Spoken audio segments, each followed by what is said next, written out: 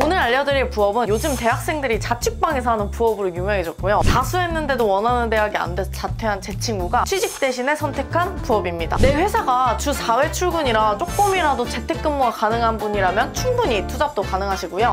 명예퇴직 준비 중인 김 부장님도 자기가 받고 있는 월급만큼은 퇴직 후에도 받을 수 있는 부업입니다. 시간은 딱 1시간이면 되는데요. 안녕하세요, 주는사란의 란입니다. 오늘은 저와 함께 과일 가게 하나를 차려볼 겁니다. 과일 가게?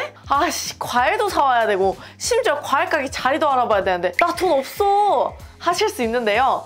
과일 가게를 온라인에서 차려볼 거예요. 자퇴한 제 친구랑 그 다음에 제 블로그 수강생분들 이야기를 들어보니까 보통 하루에 1시간 정도 일한 지 한 8개월 정도 됐는데 월 순수익이 평균 200만 원 후반대 정도 나온다고 하네요. 이 친구도 돈 없어서 그냥 자기 자취방에서 시작했기 때문에 사실 돈도 필요 없고요. 과일을 내가 살 필요도 없습니다. 이게 뭔 말인지 좀 의아하실 텐데요. 과일을 팔 건데 과일을 안 사놔도 된다는 거예요. 과일 가게로 돈 버는 방법에 대한 테크트리를 일단 먼저 알려드릴게요. 일단 우리가 과일을 홍보를 할 거예요. 그리고 과일을 사고 싶은 사람이 내 스마트 스토어, 내 어떤 홈페이지에 와서 과일 주문을 하면 우리는 이미 협의된 농부 아저씨한테 전화로 사장님 여기로 어떤 과일 얼마나 보내주세요 하면 끝입니다. 그러면 농부 아저씨가 알아서 그 손님한테 과일을 보내주실 거예요. 우리가 주문을 먼저 받고요. 그 다음 농부 아저씨한테 주문을 하는 겁니다. 내가 직접 택배를 보내는 게 아니니까 힘들 필요도 없고요. 이런 부업을 우리가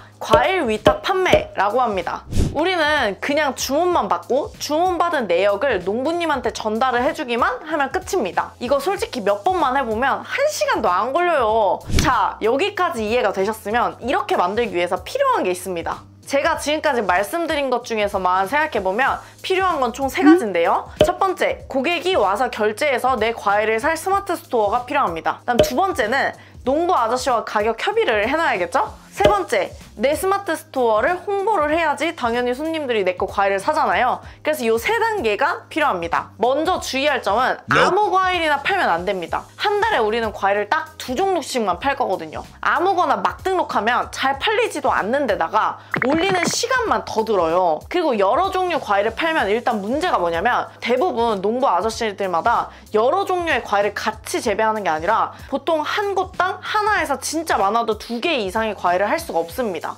그럼 여러분들이 여러 종류의 과일을 팔려면 여러 명의 농부 아저씨를 컨택해야 되는 거잖아요. 그러니까 더 힘듭니다. 그래서 우리는 철마다 과일 2종류씩 1년에 한 8종류만 올리고 적게 일하고 꾸준히 들어오는 그 방법을 선택할 겁니다. 아니 근데 왜 굳이 과일이야? 라고 생각을 하실까봐 2가지 이유가 있는데요. 사실 이 부업은 1년 내내 안 해도 그냥 1년에 2번, 설날하고 추석 이 2번 있잖아요. 이때만 해도 꽤 괜찮습니다. 왠지는 다 아시죠? 다 선물하잖아요. 그렇다고 팔기가 어렵냐? 과일은 팔기조차도 너무 쉬워요. 왜냐면 사람들이 이거를 뭔가 여러 가지를 따지면서 과일을 사는 게 아니라 그냥 달기만 하면 사거든요? 우리가 뭐 백화점 과일이라고 해서 더 달고 뭐 다른 과일이라고 해서 더 맛없고 뭐 이런 건 아니잖아요. 어쨌든 과일이나 이런 건 어디 가서 사는 게 부담스러워요. 왜냐면 그거 들고 오기가 힘들거든요. 그리고 무엇보다 한 번 만약에 내 거를 사서 먹은 고객이 너무 달아서 만족했어. 그러면 알아서 소개시켜주기도 하고요. 무엇보다 다시 구매하는 비율이 다른 물건에 비해서 훨씬 압도적으로 높습니다. 과일은 일단 면세상품이라는 건데요. 면세상품? 그게 뭐냐면 우리가 여행을 갈 때 막 면세점 같은 데 가서 털어오잖아요. 왜 그러죠? 싸니까. 왜 싸지냐면 전 세계 어느 국가든 우리가 뭘 사면 항상 부가가치세라는 세금을 내게 되어 있습니다. 이 부가가치세가 10% 정도인데요. 이게 면세점에서는 서로 부가세를 안 받기로 국가가 약속한 거라서 이 10%를 빼고 파니까 당연히 파는 사람한테도 이득. 왜냐면 나는 어차피 받는 돈은 똑같은 거니까.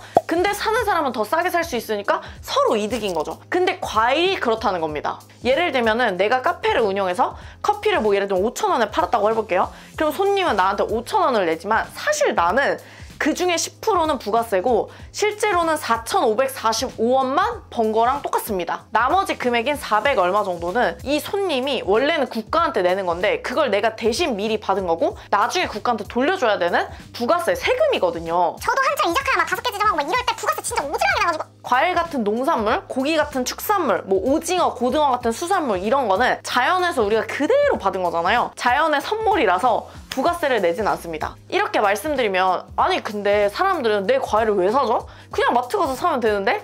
라고 생각하실까봐 과일이 어떻게 팔리는지를 좀 알려드릴게요. 이걸 알아야 하는 이유는 우리가 누구한테 과일을 사와서 팔아야 되는지도 알게 되기 때문에 그렇습니다. 보통 과일이 우리가 파는 이마트나 롯데마트로 들어오기 위해서는 농부가 과일을 수확한 다음에 그걸 경매인이라는 사람이 있는데 그 경매인이 사요. 그 경매인이 사놓은 거를 마트가 도매로 사온 다음에 그걸 또 우리 같은 고객한테 넘어오게 되는 거예요. 그러니까 몇 단계 거쳤어요? 농부, 경매인, 마트, 우리 4단계를 거쳐온 거예요. 이렇게 아무래도 거치는 비용이 너무 많으니까 가격도 당연히 비싸지고 또 과일도 이미 수확한 지가 너무 오래되다 보니까 맛이 떨어지게 됩니다. 근데 우리는 이렇게 복잡한 과정을 거치는 게 아니라 그냥 바로 과일을 주문한 사람한테 주문을 받고 농장에서 바로 고객에게 과일이 갈 수 있도록 하는 거죠. 쉽게 말하면 우리한테 과일을 사는 사람은 좀 똑똑한 사람인 거예요. 그래야 더 맛있고 달다는 걸 아는 거죠. 우리는 그런 똑똑한 사람한테 이 과일을 팔 겁니다. 그러니까 막 우리가 과일 같은 거 살 때 산지직송 이런 거 보면 막 좋다고 느끼잖아요. 그런 거랑 똑같습니다. 자, 그럼 이제 진짜 팔아볼 시간인데요. 과일을 팔기 전 준비해야 될 4가지가 있습니다. 첫 번째, 사업자 등록증 내기. 두 번째는 과일을 판매할 스마트 스토어 내기. 세 번째는 구매 안전 서비스 이용 확인증 발급받기. 네 번째는 통신 판매업 신고하기. 근데 이 4가지 같은 경우는 그냥 완전 서류적인 절차라서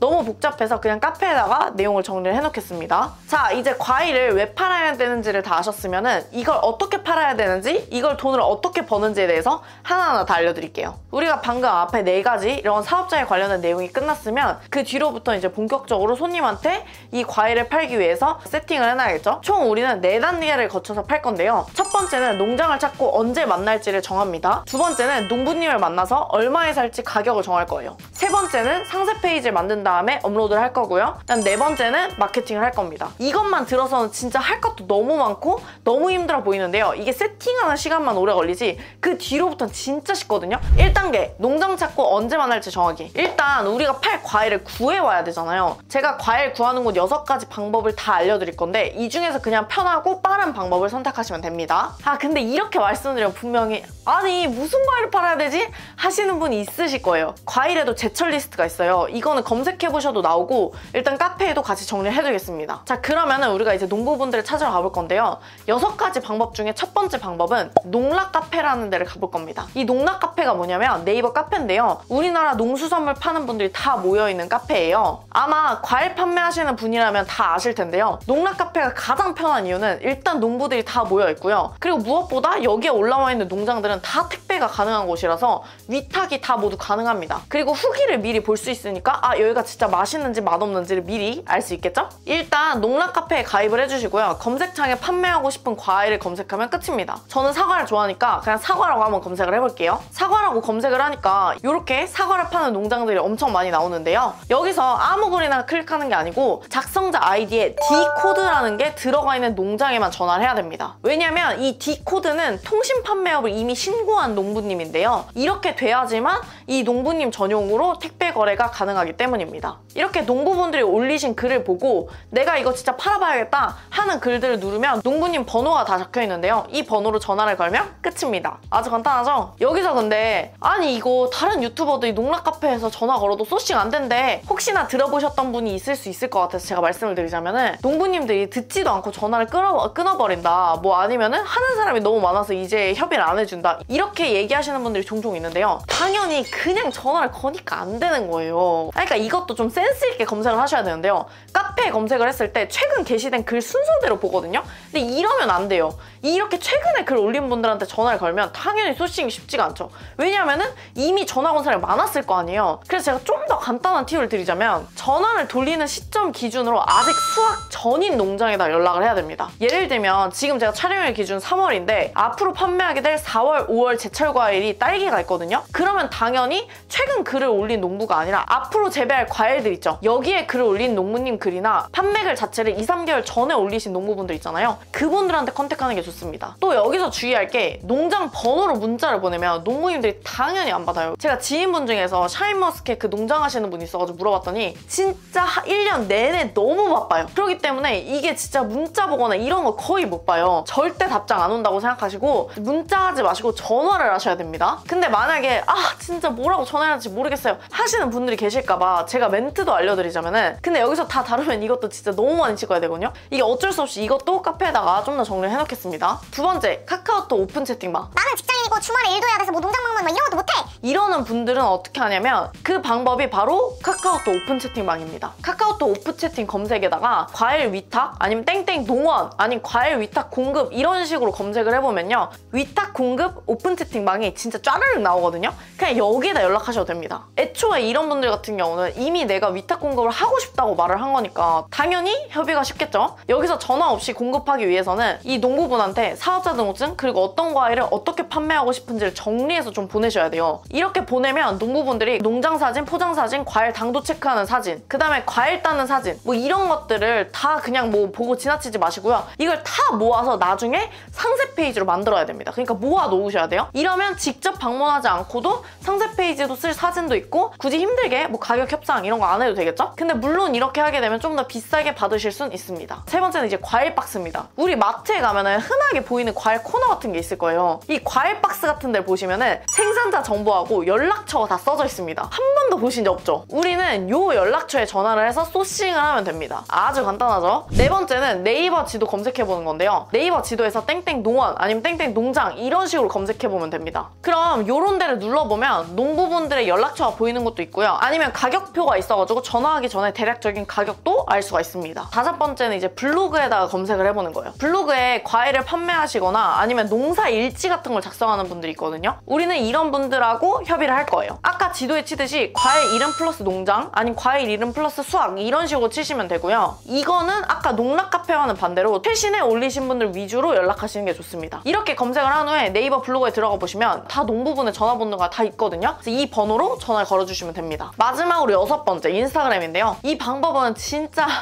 너무 편한 방법인데 인스타그램 검색을 해보시면 돼요. 인스타그램 해시태그에다 검색을 해볼 건데요. 네이버랑 똑같이 땡땡 농장, 뭐 땡땡 수확, 땡땡 시작 뭐 이런 식으로 검색을 해보시면 됩니다. 자, 그럼 여기까지 과일을 누구한테 사와야 되는지에 대해서 알아봤는데요. 다음은 2단계입니다. 내가 팔 과일을 정한 다음에 농장을 정했으면은 이제 농부분과 가격 협상을 해야 됩니다. 만나서 하는 건 아주 간단한데요. 가격은 얼마에 팔 수 있고 그 다음 배송비는 얼마인지, 당일 배송이 가능한지, 그 다음 친환경인지 뭐 유기농인지 이런 거를 확인해 보셔야 됩니다. 가격은 보통 시세 가격의 한 20% 정도는 싸게 받아와야 되고요. 진짜 최소 못해도 15% 정도는 싸게 가져와야 그나마 남습니다. 그리고 보통 좀 좋다 그러면 최대 마진은 30% 정도입니다. 가격도 가격이지만 제일 중요한 건 사실 직접 먹어보는 건데요. 아무리 싸도 맛없으면 끝장입니다. 근데 이렇게 농부분하고 미팅을 하실 때 중요한 게 너무 많이 가는 걸 추천하진 않아요. 왜냐면 대부분 농장에서 미팅을 하는데 문제는 농장 위치가 다 모여있는 게 아니라 그냥 다 떨어져 있잖아요. 그래서 한 번 미팅을 갈 때마다 드는 돈이나 시간이나 뭐 체력 이런 게 너무 많이 되니까 처음부터 너무 힘쓰지 마시고요. 위치가 너무 멀면 과일 가격이나 농장 거리는 얼마나 가까운지, 뭐 당일 배송이 가능한지, 당도는 몇 도인지 이런 걸 미리 물어보시고 갈 곳을 정하시는 게 좋습니다. 그리고 여기서 진짜 초꿀팁이 하나 있는데요. 이제 과일 위탁 시작하는 사람들이 솔직히 좀 많아져서 농부분들이 꼭 나한테 팔 이유 자체가 없어요. 이럴 때는 그냥 막 가서 쭈뼛쭈뼛 이렇게 하지 마시고 명함을 좀 가져가세요.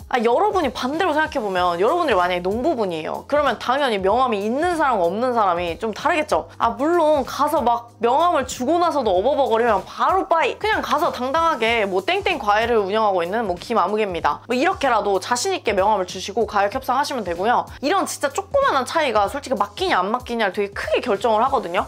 물론 요즘에는 이제 농부분들 중에서 저희같이 위탁 판매자가 돈을 많이 번다는 걸 알고 이제는 그냥 직접 스마트 스토어에 뭐 올려가지고 파시는 분들도 있어요. 아니면 직접 팔기도 하지만 위탁 판매도 한다는 분도 계시거든요. 근데 솔직히 농부분이 직접 팔던 안 팔던 그건 별로 중요하진 않습니다. 왜냐면 과일은 애초에 브랜드가 있는 것도 아니고 한 번 먹어봤을 때 달기만 하면 되거든요. 그래서 진짜 과일이 좋다 그러면은 그분이 그냥 직접 팔더라도 거기에서 그냥 마진을 붙여서 올리시면 됩니다. 왜냐면 이게 어차피 내가 어떻게 홍보하느냐에 따라 달려있거든요. 다음으로 3단계입니다. 상세 페이지를 작성해서 업로드하는 건데요. 우리가 스마트 스토어에 올렸으면 그 밑에 이 과일이 얼마나 맛있고 신선한지에 대해서 사이트에 설명을 해야 되는데요. 이걸 우리는 상세 페이지라고 합니다. 과일 상세 페이지에는 사진을 가능한 한 많이 올려주는 게 좋은데요. 직접 농장에 방문을 하거나 아니면 방문하지 않더라도 농부분들한테 과일 수확하는 사진, 농장 풍경 뭐 이런 거를 다 받아두셨으면 이 사진도 다 올리시면 됩니다. 물론 뭐 농장 방문 안 하신 분들은 과일을 싸게 하나 사셔도 되고요. 그리고 집에 와서 이제 과일 사진을 좀 예쁘게 찍으시면 됩니다. 사실 처음부터 너무 무리하지 마세요. 쿠팡에 가면 촬영용 배경지라고 막 이런 거를 팔거든요. 근데 이런 거 위에 찍으면 진짜 감쪽 같아요. 다 알려드렸는데 이래도 못하면 진짜 그건. 자, 그럼 하이라이트 네 번째 홍보하기입니다. 이게 진짜 솔직히 진짜 개 사기급 스킬이라 가지고 마지막에 넣은 거거든요. 그러니까 만약에 지금 이 영상을 여기까지 보신 분이라면 여러분은 진짜 이 방법으로 돈 벌 수 있어요. 유튜버분들 중에서 이런 과일 위탁 판매에 대해서 얘기하는 사람 중에 대부분 말하는 게 뭐냐면 이거를 키워드를 좀 잡아가지고 올리면은 어차피 아무것도 안 해도 팔린다 이러는데 그게 쉽지가 않습니다. 왜냐면 지금 경쟁이 너무 치열해졌거든요, 이제. 그리고 무엇보다 이 스마트 스토어에도 등급이라는 게 있는데 이게 높은 분들은 지금 그냥 올려도 네이버가 알아서 과일 찾는 사람한테 보여주니까 팔리는데요. 우리는